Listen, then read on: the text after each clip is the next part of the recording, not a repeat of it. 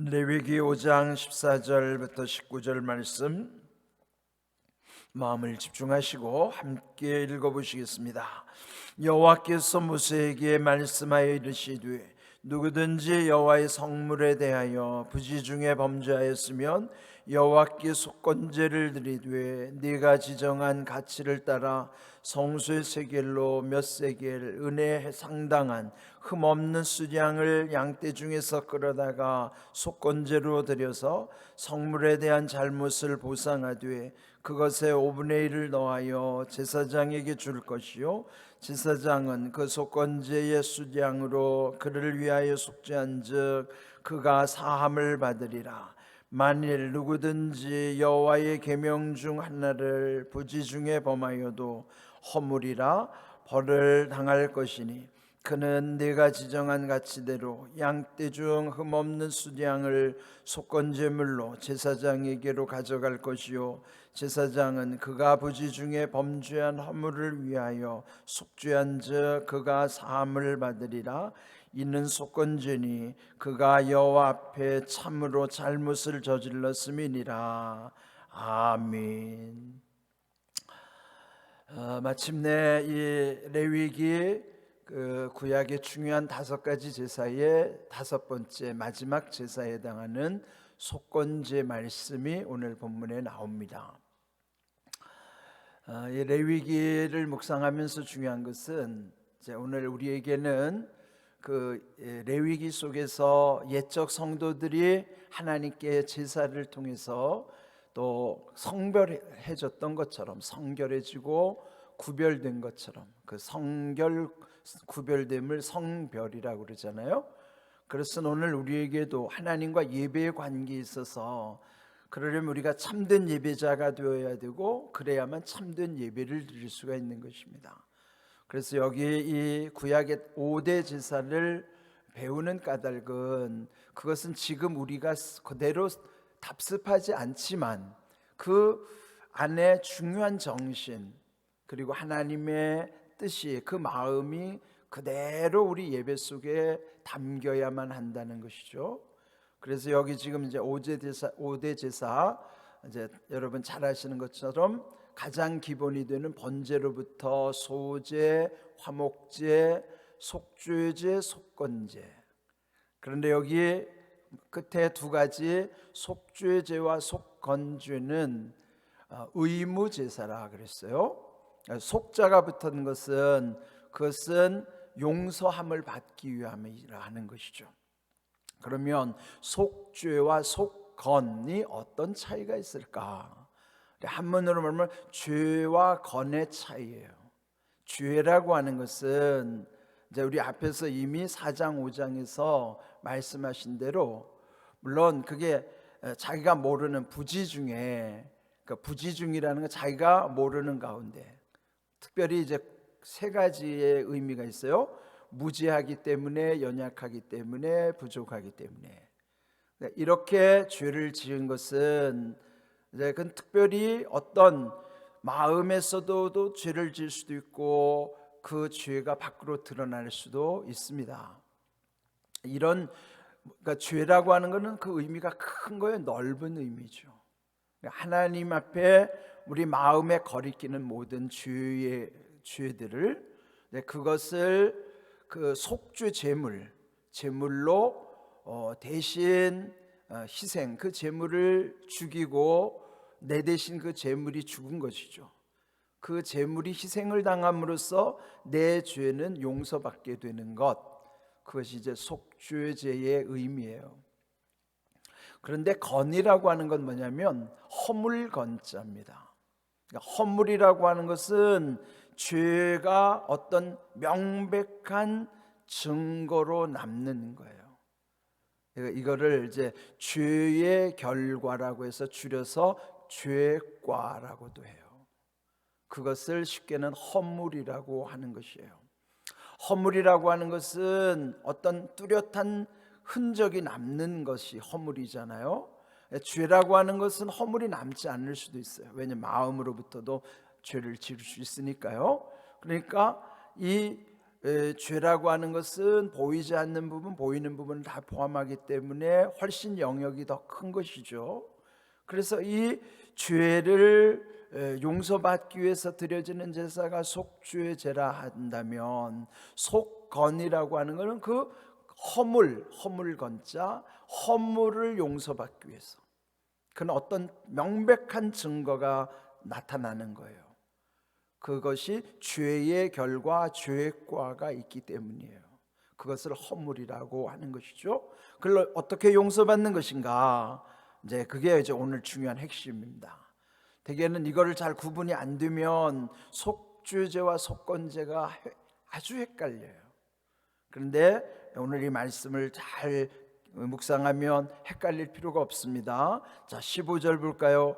누구든지 여호와의 성물에 대하여 부지 중에 범죄하였으면, 즉 이 성전에 관련된 성물들, 그런 것에 대해서 뭐 어떤 피해를 줬다든지 거기에 죄를 지을 때, 그런데 또 명백한 증거가 남는 것이죠. 죄가가 있을 때, 이때는 반드시 속건죄를 드려야 하는데, 성소의 세겔로 몇 세겔, 은혜 상당한 흠 없는 숫양.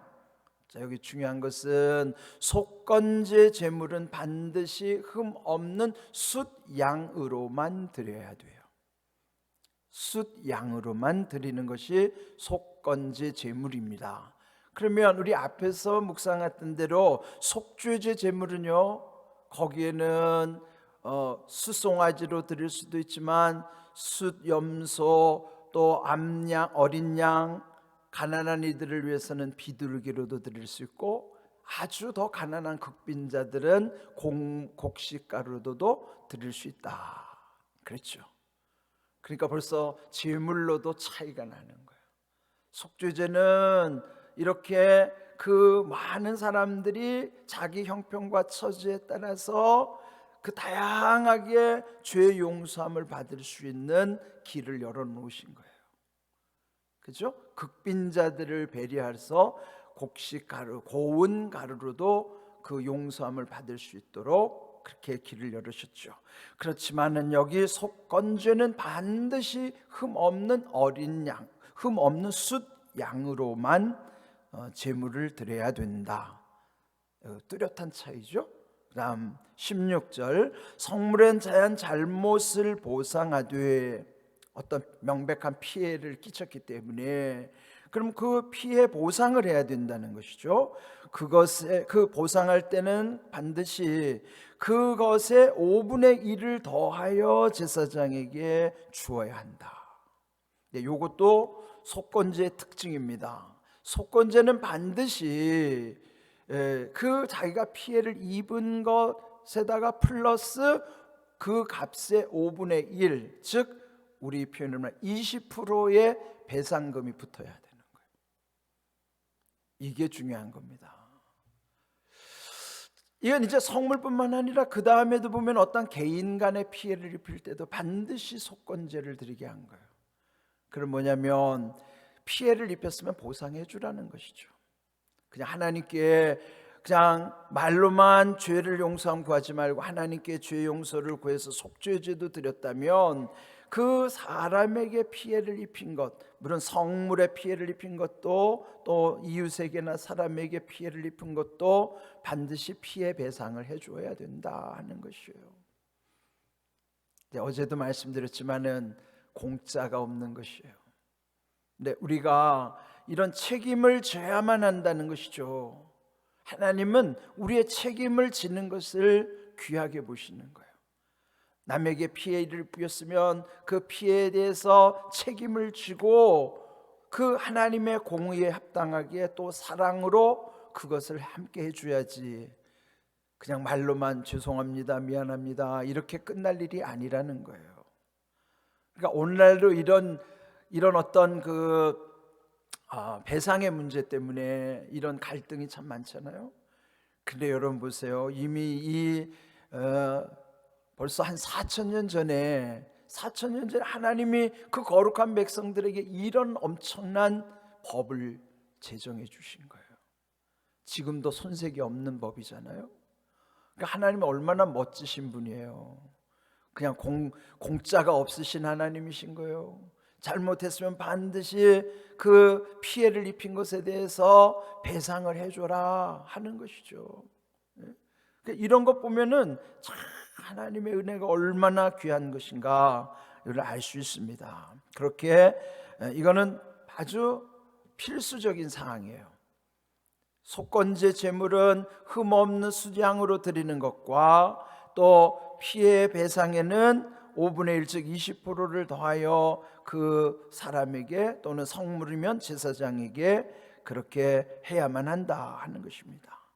16절 끝에 속건제 수양으로 그를 위하여 속죄한즉 그가 사함을 받으리라. 자, 이 말씀은 나중에 이제 18절 끝에도 또 속죄한즉 사함을 받으리라 또 반복되는 말씀입니다. 또 17절 만일 누구든지 여호와의 계명 중 하나를 부지 중에 범하여도 허물이라 벌을 당할 것이다. 이래 어떤 명백한 허물이 있을 때는 거기 반드시 속건제를 드려야 한다는 것입니다. 그리고 18절도 강조되는 것처럼 흠 없는 수장을 속건제물로 삼아야 되고 또 그럼으로써 속죄한즉 사함을 받으리라. 여기도 사함이라는 말이 나오잖아요. 근데 여기 이제 속죄라는 뜻이 이제 또 여러분 깊이 생각하셔야 됩니다. 속죄라는 원래 의미는요, 덮어준다 이런 거예요. 덮는다.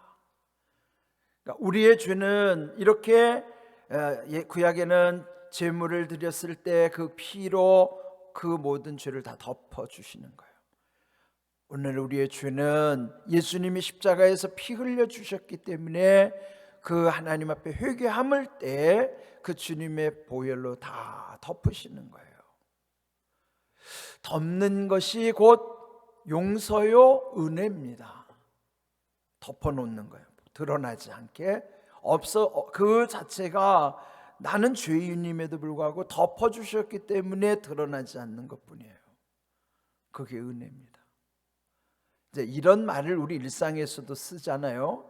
이제 어떤 일을 이제 서로 만약 좀 불편했던 거 있어요. 그러면 이제 어떤 한 계기를 만들어서 자 이제 다 덮고 가자. 이제 덮고 가자. 그건 뭐예요? 그는 이제 더 이상 문제 삼지 않겠다는 것이죠. 그게 은혜의 표현이에요.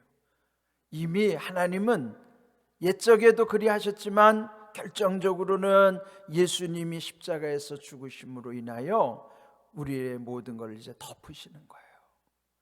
그러니까 그 주님 은혜를 기억하면서 주님의 보혈 속에 덮여지지 않을 죄는 없는 것이죠.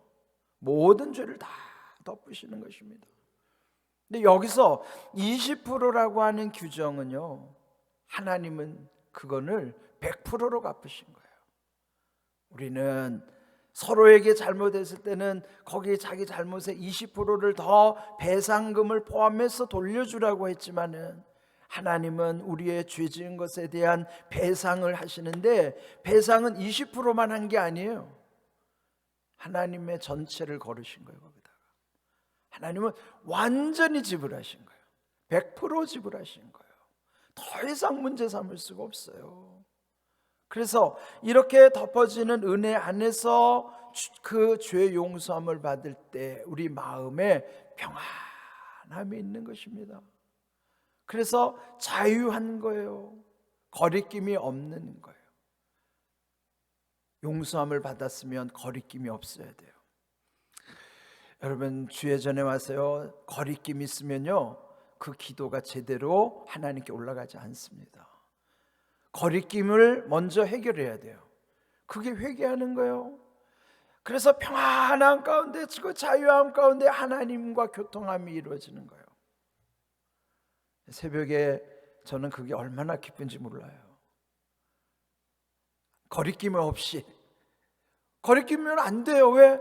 이미 주님의 보혈의 능력 가운데 우리 모든 죄를 다 덮어주셨는데 진정으로 참여하고 하나님께 모든 걸 다 토해냈으면 이제는 내 마음에 거리낌이 없어야 되는 거예요. 자유한 사람만이 마음의 평안함을 누리고 거기에 기쁨이 샘솟아나고 그래서 늘 하나님께도 감사할 뿐만 아니라 함께하는 이들에게도 늘 감사하는 거예요. 가족 간에도 늘 감사하는 거예요. 아내에게도 감사하고 남편에도 감사하고 자녀들에게도 감사하고요. 그래서 저도요, 그 감사라는 말을 좀 자주 의식적으로 쓰려고 그래요. 제 아내에게도 고맙다는 표현, 우리 아이들에게도 늘 고맙다는 표현. 예? 그래서 여러분, 이게 정말 중요해요. 사람은 다 인정받고 싶은 욕구가 있어요. 아이들이 엄마 아빠에게 인정받고 싶어서 그 아이들 딴에는 자기들은 참 되게 예민하게 또 하는데 사실은 잘 알아주지 않아요. 근데 그거 알아줘야 됩니다. 아이들은요, 그런 인정받고 싶은 것, 거기에 격려해 줄 때 그 사랑 가운데 아이들이 성숙해지고 온전하게 자라나는 거예요. 사랑도 받아본 사람만이 사랑하는 거예요. 그래서 여러분이 충분히 사랑해 줘야 돼요. 그거 저 돈 들어가는 것도 아닌데 여러분 말로 좀 많이 복을 베풀어 주고 그렇게 격려하세요. 여러분 사랑하는 가족들뿐만 아니라 여러분의 이 모든 관계 속에서 마음껏 축복하는 사람들이 되시라고요. 마음에 거리낌이 없을 때 그 모든 것이 다 사람들에게도 그런 모든 것이 다 흘러가는 겁니다. 그래서 여러분 그런 사람 만나면 막 기분 좋잖아요. 그런 거예요. 여러분이 그런 분이 되셔야 돼요. 그래서 하나님은 우리에게 모든 것을 이 구약 성도들에게는 제사 가운데 다 하나님이 그 은혜를 흘러가게 하셨고, 오늘은 이 예배 속에 하나님께서 그런 은혜를 다 부어주시는 거예요. 예배 잘 들으면은 정신도 개운하고 마음도 평안해지고 얼마나 기쁨이 있는지 몰라요. 저도요, 주일 제일 저한테는 육체적으로는 피곤한 날이잖아요.